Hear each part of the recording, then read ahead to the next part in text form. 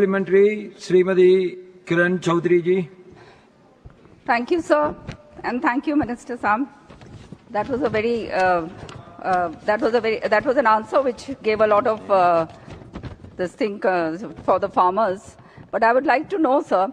that एक malpractices बहुत होती हैं, जिसके अंदर जब यूरिया दिया जाता है या जब फर्टिलाइजर दिया जाता है तो जबरदस्ती उनको जो है कुछ ना कुछ और लेने के लिए मजबूर करा जाता है, जिससे आर्थिक जो है बहुत उनके ऊपर संकट पड़ता है। तो मैं रिक्वेस्ट करूंगी माननीय मंत्री जी से कि इस चीज को भी संज्ञान में लिया जाए और एक यूनिफॉर्म प्रोटोकॉल बनाया जाए, ताकि ये इस तरह की जो काम हो रहे हैं उनके खिलाफ बहुत सख्त से सख्त जो है पेनलाइजेशन हो। साथ ही साथ I would also like to know that weather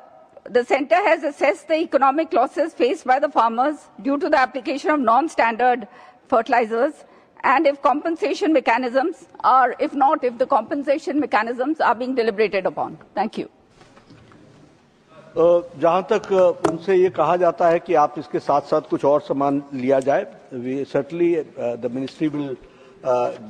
discuss this issue with the dealers and with the companies, and we'll see to it that such type of activities जिससे farmers को दिक्कत आए इसका हम ध्यान रखें, दिक्कत ना आए इसका हम ध्यान रखेंगे। दूसरी बात जो इन्होंने कही कि जो सब स्टैंडर्ड मटेरियल है, जो फर्टिलाइजर कंट्रोल ऑर्डर के तहत सेक्शन 19 के तहत उन पर एक्शन होता है और उसको हम प्रोहिबिट करते हैं मार्केट में आने से,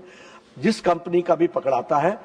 आगे क्वेश्चन आया है उसमें हम उसका जवाब देंगे, जिस कंपनी का भी पकड़ाता है उसकी सब्सिडी में जो पेमेंट अमाउंट बचा हुआ होता है उससे हम उसको हम सीज करते हैं और उस पर हम पेनाल्टी लगाते हैं। इस बात